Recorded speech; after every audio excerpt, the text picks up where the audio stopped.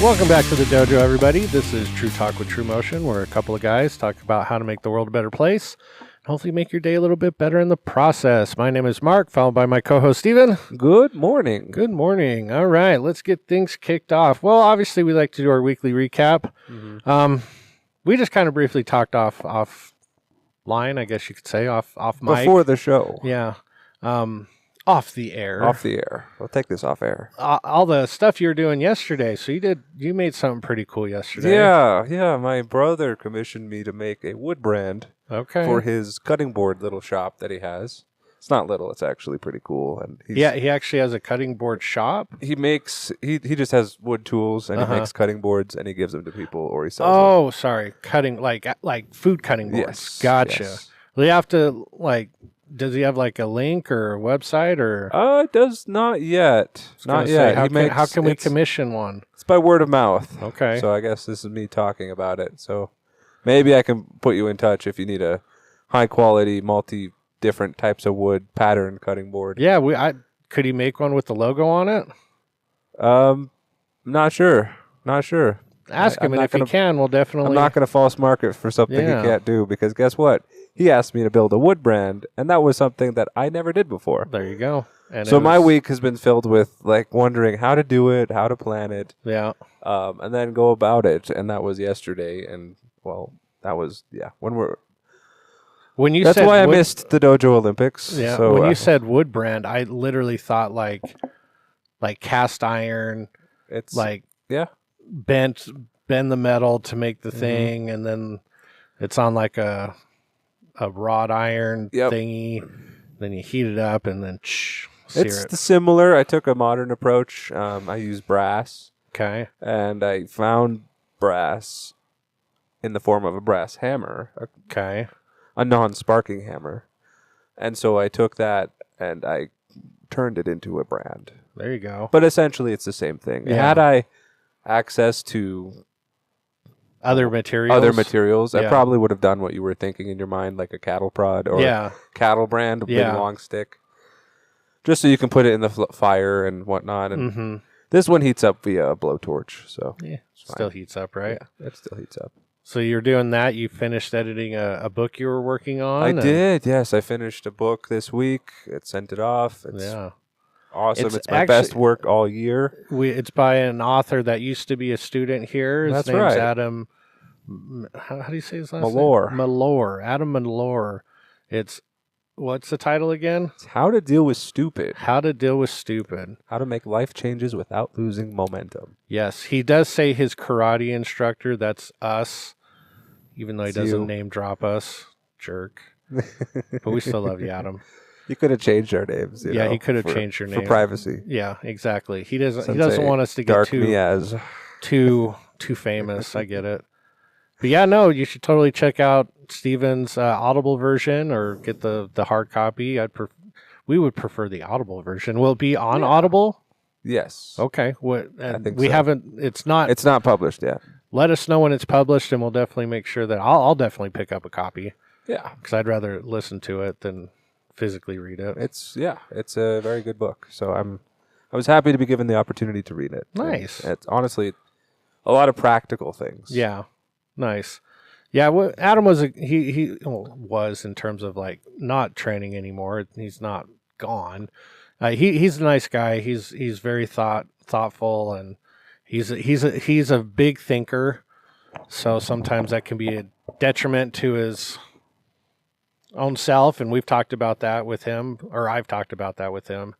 But he suffers from the adult syndrome of overthinking everything. But he's a great guy. We like him. And you've got a couple more, because he owns his own publishing company, and you've got a couple more books you're going to be doing for him, correct? I will when he gets a few more books that he wants to send to me. Because I know he's published a few more books, so you'll definitely get some more books. Because I think he's published one more. I've got a copy of it. Is it the one Rose in the Glass Dome? I think so. I've already done that one. Have you done that one? Is that one on Audible? I don't know. I think it's on his website. Okay. I'll have to check that out too. So if you haven't listened to that one. That one's my first book where I had to do different characters. Yeah. So trigger warning or something. You'll hear some possible great accents. Yes. They're not recognized in this time, but in the future, yeah, they'll be great accents. There you go. Well, awesome. Anything else you got coming up or that you did this week? Man, I mean, this will air afterwards, but I'm prepping for a Super Bowl skirmish. I've got a war game planned with some of my buddies that it'll be exciting. I've never done something like I've done war games before, but essentially it's like you move your troops and whatnot. Or now war games, that's not like D&D, correct? Or is it D&D? It's the parent of D&D. Now it's Warhammer, right? That's a brand of war games. Yeah, I bought a character agnostic kind of. You can use any model, any type of thing, and then just provides a very bare bones rules. Okay. And all week I've been creating more rules because, that's what wargamers love, is to create more different scenarios and rules. Yeah. And different abilities for your characters that are apparently not important, but important enough. Yeah, so. Important enough. So I've been building terrain, I've been building a battlefield. My 3D printer has been working 24 hours a day all week. There you go. Just printing things. So we'll see what happens. So that's what you'll be doing on Super Bowl. I know. I will be cheering on the Eagles. Yes. Because the Chiefs are terrible. Yes. So you Chiefs fans. Are you going to make any predictions? The Chiefs are going to lose by 1 billion points. 1 billion points. Yeah. Wow. No, I predict. Okay. So we'll put an official score. Okay. Obviously, because I'm going with the Eagles, but I think the final score is going to be reminiscent to similar to when Tom Brady beat the Chiefs 4 years ago. Oh, yeah, as a Buck. The Bucks beat the Chiefs 31-9. So I'm thinking it's going to be 27-12. Okay. 27-12. Okay. Eagles, and Saquon is going to win MVP. We'll see. So it's either going to be Saquon winning MVP or A.J. Brown winning MVP. As much as I love Jalen Hurts, I even have a little Jalen Hurts squishy thing on the desk. Mm-hmm. He is a phenomenal player, but I don't think he's going to win the MVP, unfortunately. It's either going to be A.J. Brown or Saquon Barkley. So that's I think 27-12. Because here's the crappy part about the times we live in. The Eagles have to win by 2 scores. Really? Yes. Why? Why? Because if it's within a touchdown, you can call me whatever you want, but the Chiefs get favorable calls. Chiefs get favorable that calls, will aid them in the long run. But if they're far enough ahead, those calls will not matter. That's right. So you have to beat them so badly that the refs can't help them. That's right. So they have to win by at least 2 touchdowns or 2 scores. Big. Yeah. We'll see if it plays out. All right. Yeah. This is the start of your Oracle career. My official prediction. Yeah. Maya's actually crazy good about predicting things in game. Oh, yeah? Yeah. She'll be like, okay, guys, we need a fumble. Let's get a fumble. And they fumble. They cause a fumble. Oh, yeah. Oh, wow. And one time, oh, God, this is great. I think we were playing the Commanders towards the end of the year. She's like, all right, guys, we need to get them to hold. We need a holding, or and she was hoping defensive holding on the wide receivers because she wanted AJ or Smitty to get a touchdown. No, we got offensive holding because she didn't specify. Yeah, and she's like, damn it. Specific. That's not the holding I was talking about. So, yeah, she's all jazzed. She's wearing her jersey to work today.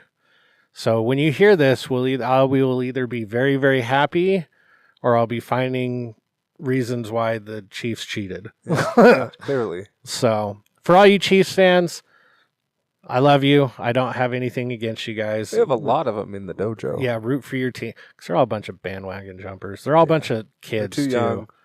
They only remember the Chiefs when they were good. Yep, they only remember the Chiefs when they were good. They don't remember the Alex Smith Chiefs. He wasn't too bad. In fact, Andy Reid has publicly said the only reason Patrick Mahomes is as good as he is because he sat a year behind Alex Smith. Yeah, that's true. And Alex Smith taught him how to be a professional. I can't diss the local, because he's from the U, right? Yeah, he went to the U. He's originally from California. In fact, him and Reggie Bush actually played on the same high school team, I think. Really? Yeah. Wow. Yeah, it was. How'd you like to go against that team? You have a first-round draft pick or number 1 overall draft pick with the Niners with Alex Smith, and then Reggie. I mean, everybody knows Reggie Bush is just a terror. So I actually forgot Reggie Bush won a Super Bowl. He was with the Saints when the Saints won the Super Bowl. So I was like, damn, well, now they've given him his Heisman back. They actually took it away because he accepted like $5,000 to give to his mom or some crap. Right. Now players are getting paid millions of dollars. Now you can just be paid. Yep, exactly. Now the paying is out in the open. It's not hidden anymore. But yeah, so we got a big weekend coming up, so that should be fun. And that's kind of like our top 5 is foods, and we're already starting to plan our... Whoa. We can't get too ahead. I know. We have an order to keep. Yeah, we do have an order, but spoiler... Let's talk about that in a minute. Yeah, we'll talk about that in a minute, but we're planning I'm curious our menu. what foods you have at your household. Yeah, we probably won't have all of these, but we'll have some of them. Okay. Yeah, because we're trying to get them like Philadelphia specific this year. Wow. So... But very nice. Speaking of order of the show, let's move on to our Liam's Facts. All right, last week's question, what movie did legendary actor Al Pacino play Tony Montana? Shout out to Master Lessons, Master Honk. He commented and got the question correct. The correct answer is Scarface. Al Pacino played Tony Montana in Scarface. Okay, so good job, Master Hong, for getting that last week's question. I don't think anybody's going to get this question right because I had no idea. But it's Super Bowl themed, obviously. Here's this week's Liam's Facts. It is, how much do Americans spend on beer for Super Bowl Sunday? Oh, wow. How much do Americans spend on beer for Super Bowl Sunday? That is this week's question.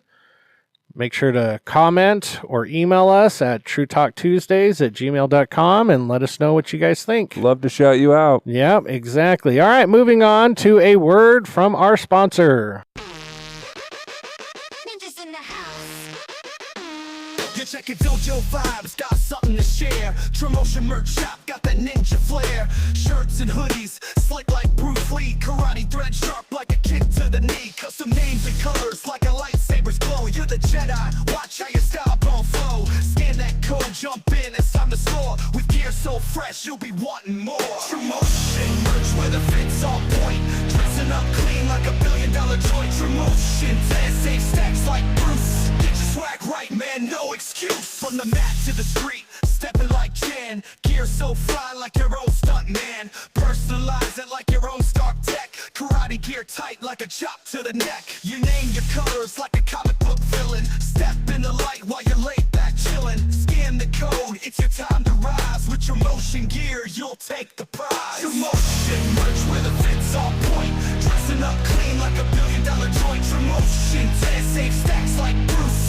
Swag right, man, no excuse. Yeah, TRUMOTION's the wave, call it the new rave. Get your gear, step up, now time to behave. Scan that code, the deal's too sweet. Karate swag's here, time to bring the heat.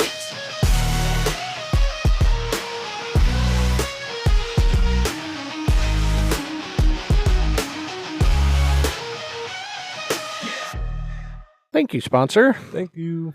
All right, and as already talked about, our Top 5. This week's Top 5 is Top 5 Foods for the Super Bowl. Super Bowl snacks. Or flat out meals. Either one. Because, you eat like 4,000 calories in that time period. Calories well spent. I don't think they count during the Super Bowl. No, they don't count. It's like everything's fat-free. That's right. That's right. Yeah, calories don't count during Super Bowl time. You have to eat the calories for all the calories they're burning on the field. Yeah, exactly. It's like, as a nation, we have to come together to do that. Yeah, because they probably burn like a grand total of like 40,000 calories. At least 40,000 per person. Yeah, per person. Absolutely. Per person out there. Okay, well. So what do you got for your top 5? Ooh, all right. Top 5. I like nachos. Nachos, I love nachos.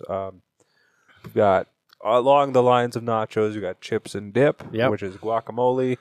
And then, the cousin, sour cream and onion. I like that. Mm-hmm. I like wings. Yeah. Oh, man, wings are awesome. Yes. Pizza. Pizza's really good, too. Yeah. Then we've got beer. Beer's got another beer. good one. Yeah. Like, It's a food group. Count. It's like bread. It doesn't count. You're just drinking your bread. Yeah, you just drink it. There you go. Makes you feel good too. Yeah. After that, let's see. I don't really have many Super Bowl sweets. I do like, I don't know, a sundae. Ice cream. You don't Super really Bowl get sundaes. you don't necessarily correlate desserts with Super Bowl. No, not really. It's more like cheesy high. We are gonna have some desserts. Really? It's not on my list, but I'll talk about them. Really? Yeah. Okay. So 1, 2, 3, 4, 5. Yeah, I got like 6. There you go. Well, I'm gonna honorable mention the dips. Dips are honorable mentions. Yeah, like the buffalo ranch dip. Oh, that's a good one. Chicken buffalo ranch dip. God, that's so good. I've got dips are an honorable mention, but pretty much a lot of the same stuff you do. Pizza. Obviously, nice. Pizza's great, but we can't really have pizza too much at our house because Shanna doesn't like it, and she gives her heartburn. Oh, stupid. Wings are great because you can get all sorts of different types of flavors. So if you like spicy, you can get spicy. If you're not a spice fan, you can get bland wings like chicken parm Parmesan garlic. Barbecue wings are good too. Barbecue wings are great. Sweet there is good. Yep. You got to balance it out. You can't be all spice. You can't be all sweet. I don't mind. Are you a ranch or blue cheese dip? I'm a blue cheese fan. Me too. That's good. Like blue cheese dip is that's the only way to eat wings. I'm not opposed to people doing ranch because there's nothing wrong with ranch. Blue cheese for me. Yeah, but blue cheese is got that tangy flavor to it. I know everybody's like, "Oh God, blue cheese! It's gross." Well, I'm sorry that your palate is not as sophisticated as ours. So yeah, exactly. But yeah, I don't mind spicy wings, but it's like it has to be enjoyable spice. Okay. You know what I mean? Because I don't mind heat, but if my mouth is on fire for the rest of the day, or all you taste is heat, no. I tried those mango habanero wings from Buffalo Wild Wings, and I ate them, but then that was all I could eat because I couldn't taste anything else. So I know you're the exact opposite. You love I like spice. You like spice. I like making you have to stop and try to fan your tongue. Or your nose and eyes are running. I like that. It clears out all your sinuses. You feel good. What's the hottest thing you've had? Oh, man. The hottest thing I've had. Here's the thing. We live in a very mild state. Yeah, so things that are hot here aren't that hot. I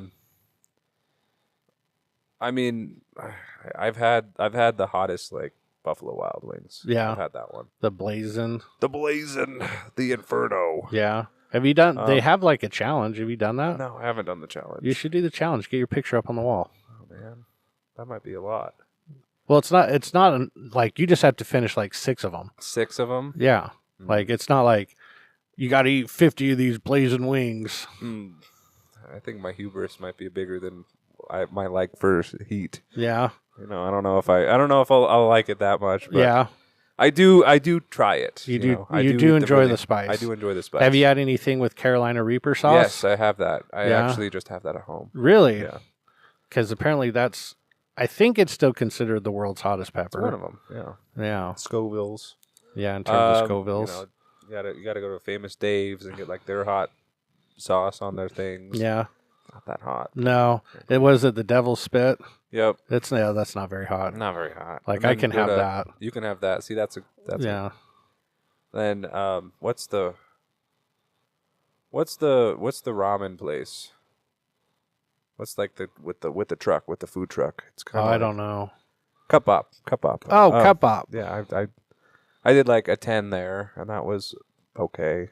I've got this really good hot sauce. It's Cloud 23. Okay. It's not crazy hot, but it's a good everyday type hot sauce. It's a jalapeno based. I think it's called jalapeno sweet or jalapeno heat, something like that. And it's I would consider it mild for hot sauce terms, but it's got a really good flavor to it. Okay. So yeah, wings are great. Nachos. You can't go wrong with nachos. Pretzels. Now. No way. pretzels? Specifically Philadelphia pretzels. Philadelphia pretzels. Because they are known for their soft pretzels. Right. And I am not kidding. I thought it was just like whatever. They're just talking about it because it's from Philadelphia. They are amazing. Did you have one at the Link? No, I had one at Reading Terminal. Oh, beforehand. Yeah, they are phenomenal. Like, because when you think of pretzels, you think of like, you know, the hard ones you get in the bags. There's two types, hard and soft pretzels, yeah. And even the soft pretzels, they have that like crunchy exterior, and then obviously a little bit of soft on the middle. The Philadelphia pretzels, they have a slight crust on top, but they're really soft and chewy. God, they're good. One of the best things I ate in Philadelphia was a cheesecake stuffed pretzel. A cheesecake stuffed? See, yeah, that's different than a normal soft pretzel. Yeah, no, but I will take their soft pretzels too. That's pretty good. Yeah. So pretzels, and then obviously I just said it, cheesesteaks. Cheese steaks. Okay. Yep. Because the birds are playing cheesecakes. No, cheesesteaks. Oh, that was okay. Cheesesteaks, cheesesteak soft pretzel. Yeah, they're that awesome. Sounds really good. It was the best thing I had in Philadelphia. Wow. Yeah, it was great. But I hadn't tried Angelo's cheesesteak, which is considered the best in Philadelphia. But they were like $50 or something. They really like their cheesesteak. So that's my top 5. I know we've missed some. The desserts we've got is we have a bakery here called Schmidt's Bakery. And every year for the Super Bowl, they always do Super Bowl cookies with the teams that are playing their logos on them. Whoa! So I ordered 20 Super Bowl cookies. Did you get a mix, or are they all? No, they're all Eagles. No, there will be no Kansas City Chiefs cookies. There's no representation. No, my parents are Chiefs fans, and they're coming over to watch the game. I'm not buying them cookies. You're not getting them. Like, no, here's your one. Yeah, exactly. Be like, you guys can buy your own cookies. So no Chiefs cookies in my house. Okay. Last time the Chiefs played the Eagles, I did buy Chiefs cookies. Oh, that's why. And we lost. So I'm not buying any Chiefs cookies this year. Entirely was because you bought Chiefs cookies. And Maya's buying a Eagles cake, just from like Walmart. Nice. So yeah, so that'll be fun. But yeah, normally it's not desserts stuff for Super Bowl. So, but let us know what your guys' favorite Super Bowl foods are, and if ours made the list, or if we completely forgot something. So, but moving on to our Ask a Sensei.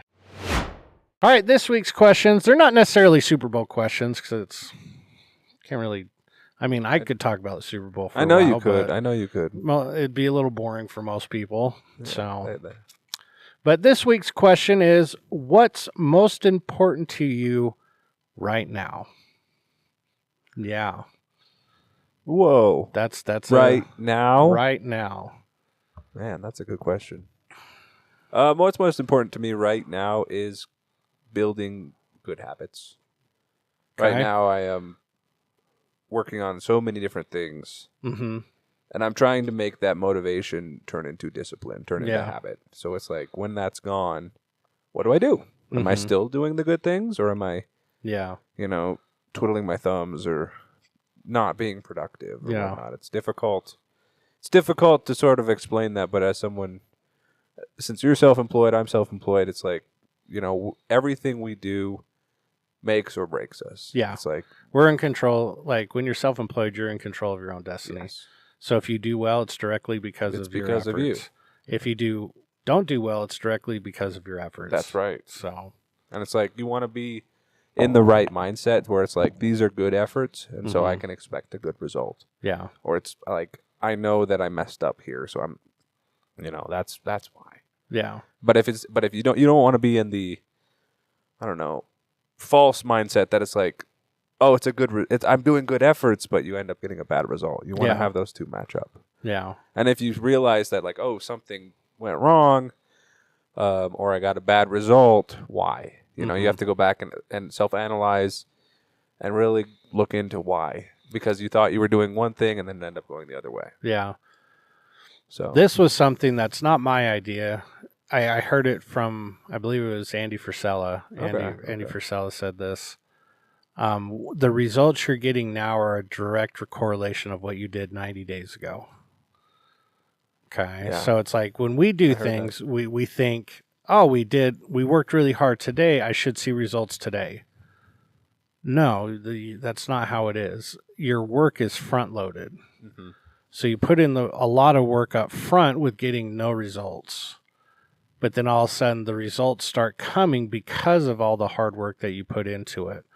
And it's very much like the same thing with the dojo. It's like, I mean, there were years where I was, you're working your tail off and you're barely making things at the ends meet.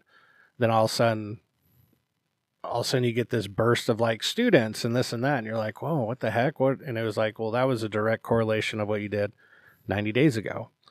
So when you guys are starting something, that habit, that discipline, all that stuff, expect it to pay off in 90 days. Mm-hmm.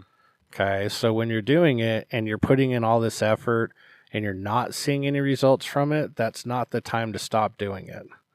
Now, if you've been doing it for 6 months and you haven't been seeing any results of it, now it's time to reevaluate some things, because at that point you should have seen something from it. You might be getting different results than what you're looking for. Exactly.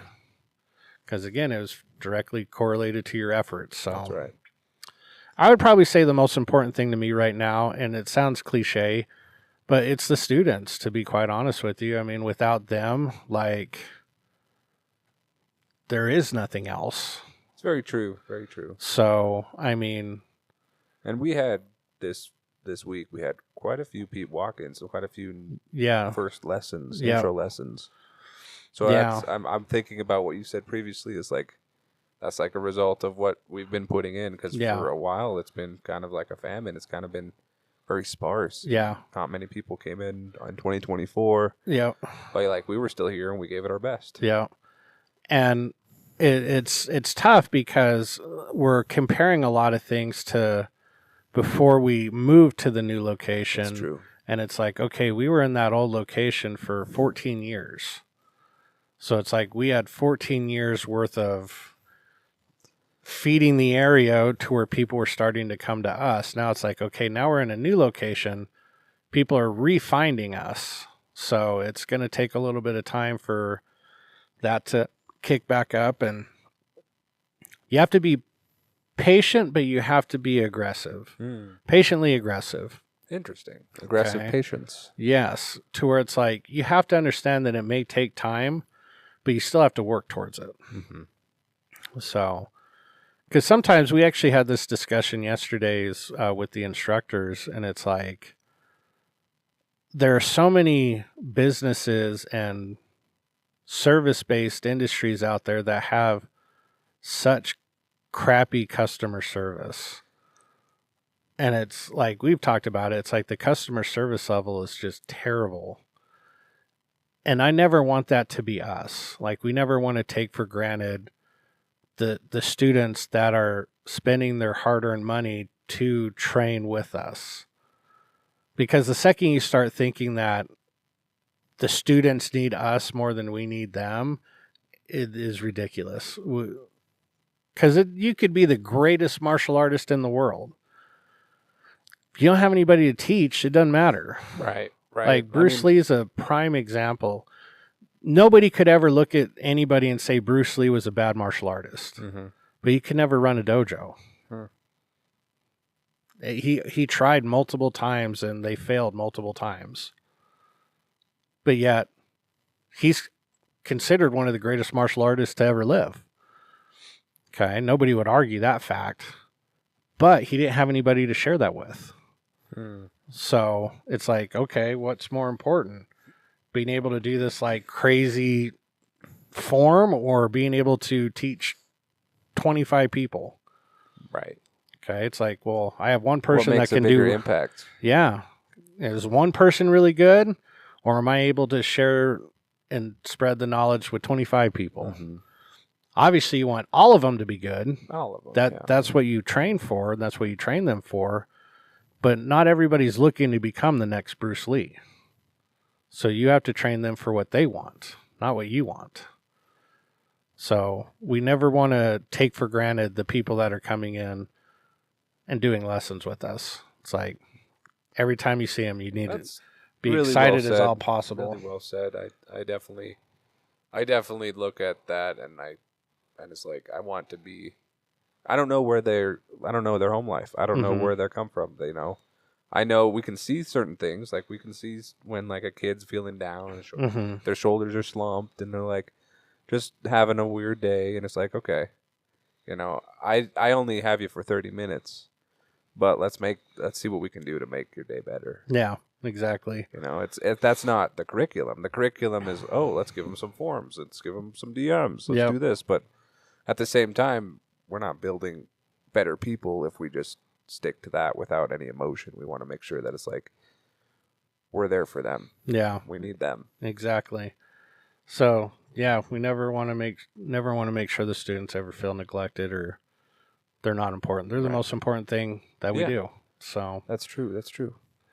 All right. Next question is what's the first thing that comes to mind when you think of success? That's interesting because I have had multiple things that have been, this means I'm successful. Yeah. When I was starting, it's like, when I was young, I want to be the richest man in the world. That'll be successful. Yeah. That's very, very high expectation. Obviously, I don't come from generational wealth, so my chances very, very small. So then it's like, okay, well, maybe if I have like a few homes, a nice car, something like that. Not that I'm toning it back, but it's just like it's become more of a actualized ability or actualized destination. Mm-hmm. And so right now it's like, well, how much freedom do I have? What can I do with my time, my efforts? How can I apply them? Mm-hmm. So now it's like, am I making a good impact? Am I able to do the best that I can with what I have? Then I believe I'm successful. Yeah. I would tend to kind of echo that statement. Because everybody has their own definition of success. Mm-hmm. So sometimes it's tangible, sometimes it's like a quality of life. And I'm never going to discredit anybody's version of what success means to them. So if it's like, man, success to you means having $1 billion in your bank account. Well, good for you. Yeah. Awesome. Yeah. If that's what you need to make you feel successful, go for it, dude. If that means you need like 50 cars, great. If that means you need 5 houses, great. If that means you're like, hey, I don't have to work, great. Like whatever motivates you to feel successful, that's what you wanted to do. For me personally, I feel like success is like a form of freedom. Kind of like what you said, where it's like, I'm choosing to do what I want to do today. Not, oh God, I got to wake up and I got to do this to pay this and pay that. It's like, no, success to me is like, all right, I'm waking up and I'm choosing to do this and I'm choosing to do that. Not, I have to do this and I have to do that. When you have that type of mindset, obviously you'll be in certain places in your life to do that. But to me, that is successful to me. To where it's like, oh, okay, well, I need to not be somewhere so I can do this. Great. Awesome. Or I need to be there because I want to do this. That to me means success.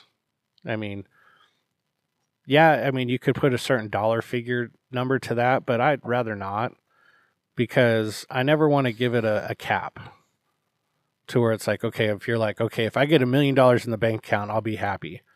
Well, then all of a sudden you get that $1 million and you're still not happy. Now what's going on? Yeah. Well, I told myself I'd be successful and happy if I got this. Now I have it and I'm not that thing. Yeah.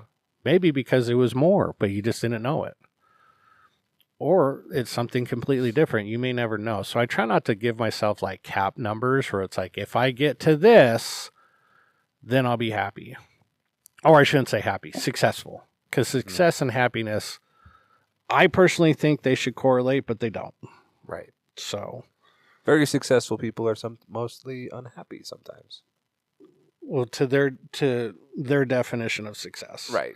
Yeah, because another thing is Master Turner actually told me this. Gandhi. Would you consider Gandhi successful? And he was dirt poor. He was poor. But you can't argue that he wasn't successful. Very, very powerful things. Yeah, exactly. So, he was pretty successful. So a lot of times, a lot of us think success is, like you said, tangible. Like, a certain dollar amount or certain because that's things. Success in the eyes of others. Yes. You personally have to find what success means to you. And whatever that definition is to you, that's fine. Because it's yours. It's nobody else's. I think a lot of people will find true success when they stop trying to gain approval from others. Huge. Yeah. Yeah, because a lot of the stuff we see nowadays, like with social media and this and that, are people flaunting things that they don't even have. Mm-hmm. Like, if you're seeing somebody taking a picture of themselves of a nice car and saying, like, look at my new car, and they're sitting in front of it, it's not their car. Right. It's like successful people will take a picture of themselves in the car, driving it. And you don't even, they won't even tell you. They won't even tell you they're successful. Right. They'll say, God, I got a lot more work to do. Mm-hmm. Okay. So whatever your definition of success is, go for it. Okay. It's like we just talked about, off the air again. I read a quote earlier this week. In fact, it was Thursday. I'm trying to make sure I quote it correctly. If I'm misquoting it, I apologize. But if the price you pay costs your own personal peace, the price is too expensive. Okay. And when you'll truly understand that when you become a little bit older, you start to eliminate stressors in your life. Because you're like, God, I have fewer days in front of me than I have behind me. So it's like, I don't have too many more days in front of me anymore. I'm going to make sure that I eliminate any undue stress as possible. Now, life, you can't eliminate stress from your life, but it's stresses that you choose to take. And if you're like, I didn't ask for this, then you need to get rid of it. So let us know what your definition of success is. Because like I said, everybody's got their own different version of what it means to them. I think stress means personal freedom. To where it's like, you don't have to do anything. You choose to do that something. So whether it's, hey, I'm choosing to get up and grinding for 12 hours. Well, that's my personal choice. Right. Or it's like, hey, I'm choosing to get up and stay home with the family and kids. That's your personal choice. Mm-hmm. Okay. So I think success is personal freedom to choose what you want to do. Absolutely. So I agree. And you can make that argument by living in America. Everybody is successful. Yeah. So, but moving on to our third question. Our third question, this is another like kind of interesting question, but it's what's special about this moment? What's special about this moment right now where we're sitting here in the dojo with the lights off and talking in the microphones? Yeah, just like special about this day. About this day? So many things. It's definitely in my life it's definitely a tumultuous kind of bit of anxiety, but it's also like things are happening. Mm-hmm. And that's always a good thing. You want things to happen. You want to be able to have irons in the fire or have things going forward. What's special is that right now my brother and his girlfriend are skiing. They flew in last night. Oh, from Ohio? Mm-hmm. Nice. From Kentucky. Are they from Kentucky? Or are they Ohio to Kentucky? Ohio-Kentucky border. Oh, so do they consider themselves Kentuckians? What do you call people from Kentucky? I don't know. Wildcats? Maybe. So that's pretty UK? special. That's a special moment. I don't know how long he's here, but it's good to see him. Did they come up to the house or? Yep. Are they staying at the house? Yep, staying at the house. Very cool. Yep. Good times. What's special is it's Friday. That's always a special time. Yeah. A lot of people like that, especially those that work 9 to 5 Monday through Friday. I know they work for Friday, and I'm like, it's just Friday. Like we still have sparring class in the morning. It's like I don't care. Work continues. Yeah. But I don't know. There's still something special in the air. Maybe it's about to snow. Who knows? Yeah. It's supposed to snow today, apparently. It's supposed to. But I don't know. It's not really looking It's very like windy. It is very windy. It could be blowing something in. I don't know. What's your answer? My answer is because we will never have it again. Man. Yeah. No, every moment, every situation is special, and even though we can say every Friday we record the podcast, do the same thing. We don't do the same thing. It's always different. It's always different, and we'll never have that moment again. Anytime you're like, God, that was such a great moment. I hope it replicates itself. Well, it never will. It'll get close. It'll be different. It'll always be different. So that is the most beautiful thing about life and how we live, is we'll never have those moments again. So you definitely want to make sure that we take advantage of those and cherish them. And maybe this is just because, like, with us personally here at the studio, we've had to deal with the loss of someone very special to us, and maybe it's because of that. But I've found myself personally reflecting a lot more about it in terms of a like life and death perspective. Really? Yeah, because nobody ever wants to think that this is their last day on Earth. Right. Nobody really truly expecting, Not really. I'm taking for granted, the fact that it's like we'll wake up tomorrow. We'll wake up tomorrow. Like, we all expect to wake up tomorrow. But there's something beautiful in the fact that if you view it as like, man, this moment will never happen again, you tend to cherish and appreciate those moments more. And I found myself really thinking about that over the last, I would say, month and a half. And it's like, man, have I done that to the best of my ability? Unfortunately, no, I don't think I have. I mean, you would like to say you have, but if you're really taking an honest look at yourself, no, we none of us have. So I know I'm personally looking at things in terms of like, okay, if there's something going on or a gathering, most of the time I'm like, I don't want to go. Like, I'd rather not go. Now I'm going to be like, no, I'm going to go. Why? Because that moment will never happen again. That party, even though you're like, well, we have the party every year. Well, we have a version of that party every year. But that specific one, it'll never happen again.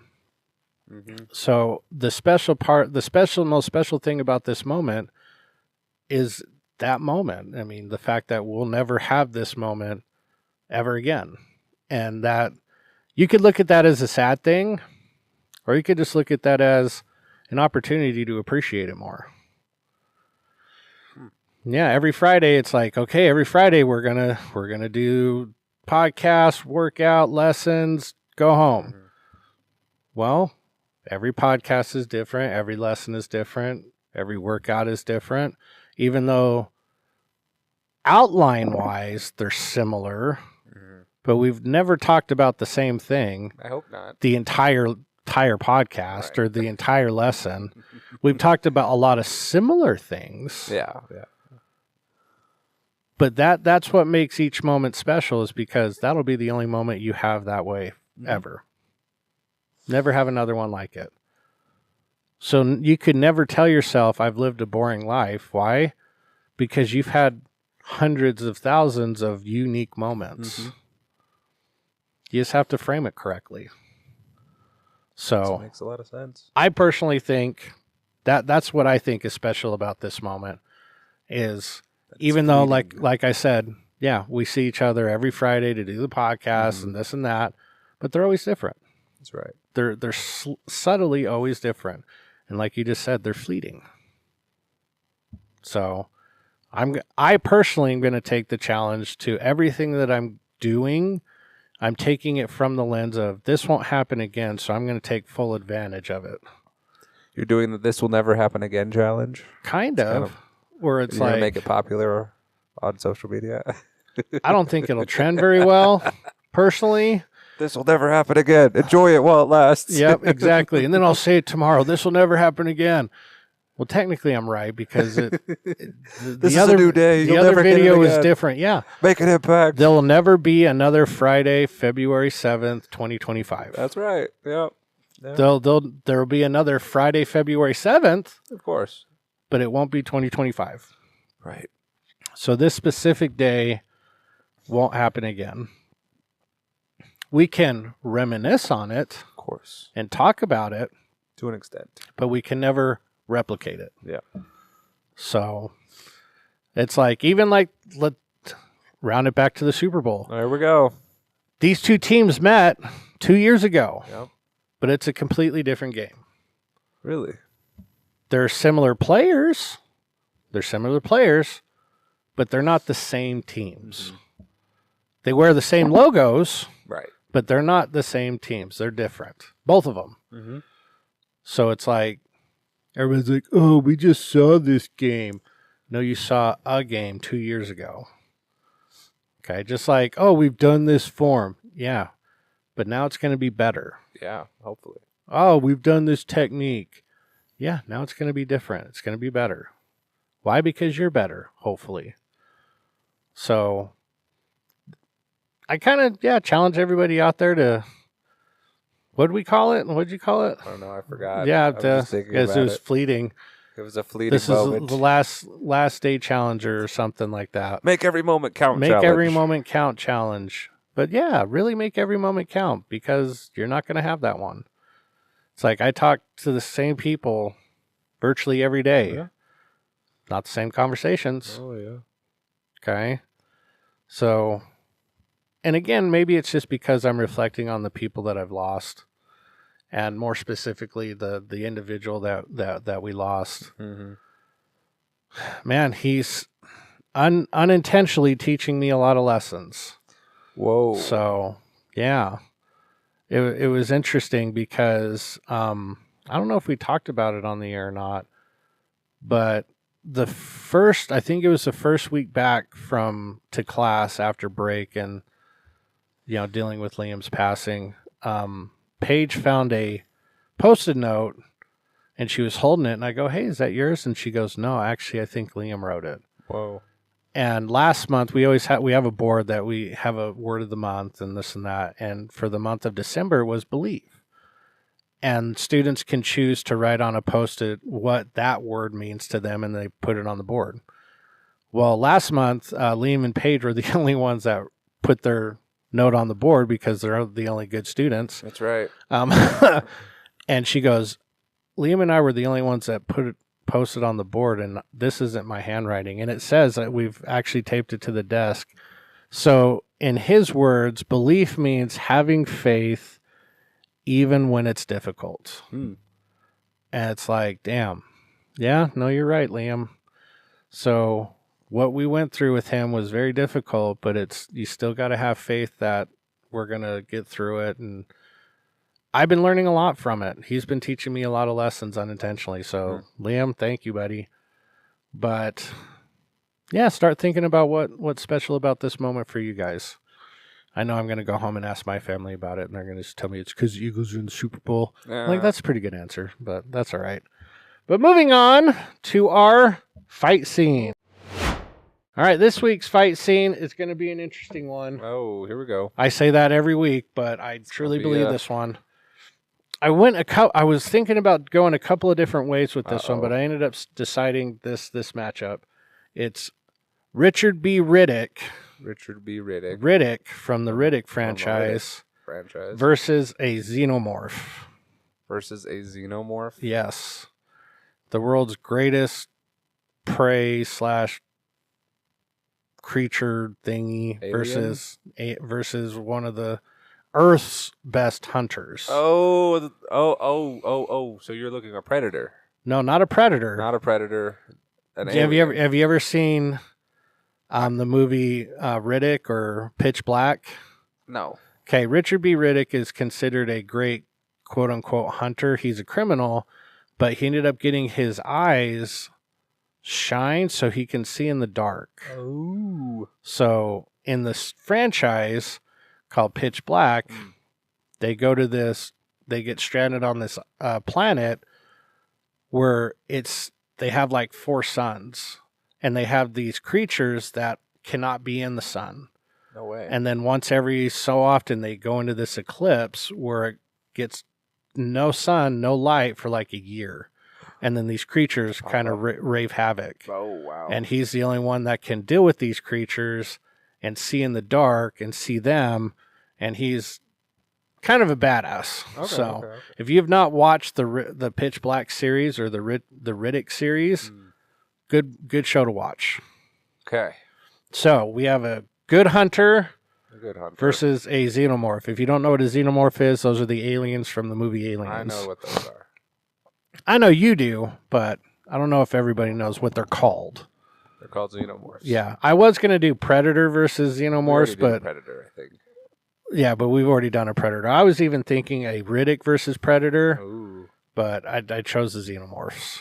So let's say we've got the xenomorphs versus Richard B. Riddick on Earth. On Earth, because he's technically a human. Even though he's from a quote unquote planet called Furia, but he's, for lack of a better term, he's human. Okay. Now you're researching him, right? Yes. Yeah. See, he never makes any decisions uninformed. So I personally am going with Riddick on this one. He would destroy that xenomorph in 0 seconds flat. But that's just my opinion. You can disagree with me, but I'm right. So, as big as a problem as xenomorphs are, they're very basic in nature in terms of like how they attack. Yeah, that makes sense. But they tend to multiply fast.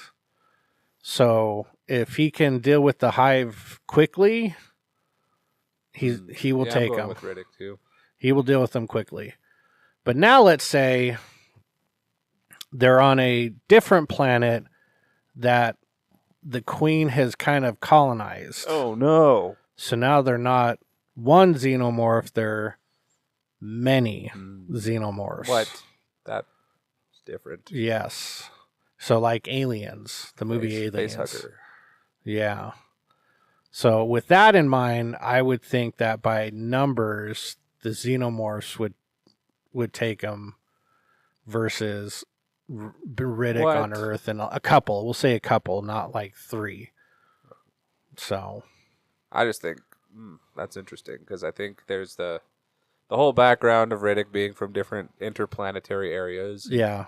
Traveling to different areas. So it's like he's not unfamiliar with foreign terrain. No, he's not. But at the same time, it's maybe foreign objects. Maybe because he's never run into these aliens before. Yeah, I would do it purely based off of numbers. But because he's very adaptable and he figures out what they're good at and what they're not good at. And he picks up the terrain very well. Oh, so he'll recognize it. Oh, there's a nest of eggs over there. Don't go over there or else I'll get jumped. Yeah. Because, again, you should watch the series because he gets dropped off at a planet and he's able to figure out what the specific alien is like and how it hunts, how it kills, and this and that. And he's able to counteract that. So I don't know. I'm going with Riddick again. I just think that he'll just outsmart them even on a planet that's been colonized. I think it'll probably be having to do tactical retreats and then killing a few at a time. Because he's not a big gun person. Yeah? He doesn't use firearms. Really? Yeah. I mean, I'm not saying he's opposed to firearms, but usually he fashions like weapons out of what's around him. Really? He's a big blade type person. Really? Yeah. So that's where I feel like the xenomorphs might get the upper hand. Built out of blades, essentially. Well, and there's the number of them. Oh, okay. The number, like I can see exactly what you're saying, and I could agree with that. He'll lure them into traps, and then he could. He definitely has that ability to do that. The only thing that I get worried about in this fight is his Xenomorph's acid blood. Oh, yeah. Because since he's cutting them, he's got to get close enough to them. Will that affect his ability to survive? Yeah. Little mouth. Yeah. And the mouth that pokes holes in people. Yep. So and that's where the numbers factor would become an issue, because if he's just started slashing, then the blood starts spraying on him, and I get that. Then he's hosed. Okay. So, but third and final round, 1-on-1, I got Riddick. You got Riddick 1-on-1? Yeah, 1-on-1. The Xenomorph, they're no weapons. No weapons. I think he still got him because he's just in a cage. He's just a better fighter. A better fighter? Yeah. Because if you really think about it, Xenomorphs, they're effective, but they usually are ambush style. Yes, they do ambush. But if you know exactly where they're at. Oh, man, I didn't think of it like that. Like, okay. Yeah, you may have like claws in that tail and acid blood, but I just think if I know where you're at, it's going to be a lot harder for you to deal with me. Especially if I'm at the caliber of Riddick. Oh, wow. Yeah. See. I don't know. I was thinking the alien had it for round 3 just because of the size. Well, you can say that. That's totally good. That. Yeah. I'm not going to try to sway your vote. That. All right. So I can see that argument too because of his tail. Because now he's got reach. Because nothing of the alien is taken away in the cage match. No. Riddick doesn't have anything. No, he's just got his fists. He got his fists. And his abilities. And it's like, it's hard to punch through the carapace of anything, really. Yeah. He'd twist its neck off. Oh, that happens. I would say that. Or he would get... Stab it with its own tail. I could see that too. Or also even like the little tongue mouth thing, he tries to get him and he grabs it and breaks it. Too slow. Yeah. That's something like that. But I could definitely see the alien and the Xenomorph taking him too. But I like be an interesting fight to watch. Riddick. I like Riddick more than Xenomorph. That's fair. So I've got Riddick winning. I do too. You got Riddick winning 2-1 also. Different arenas. Different arenas, exactly.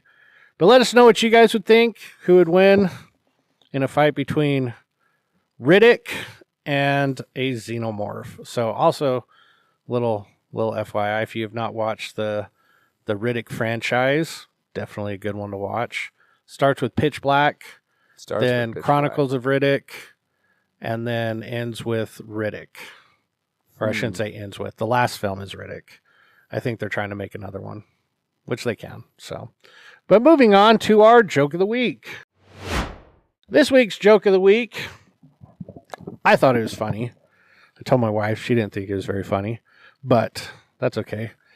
We all tease her that she's the no fun one. Oh, wow. But I put a world map on the wall and told my wife, wherever your dart lands, that's where we'll go on vacation. Turns out we're spending 3 days behind the fridge. Oh, wow. Yeah. Why did the alien break up with its partner? Why? It just needed a little space. Little space. Oh, shoot. This one, Paige told us this one. Oh, Paige got a Okay, joke? this is Paige jokes for the week. Okay. It's why did the letter E only get presents from Santa? I don't know. Because the rest were naughty. Yeah. That's funny. I was like, Paige, look at you. Good job.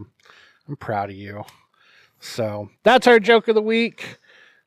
If you don't think it's funny, then you're on the no fun team. Yeah, so you're wrong.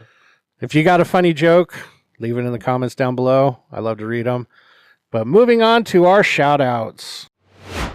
Who you got for shout outs this week? I'm going to shout out my brother. Okay. My brother, Charlie or David.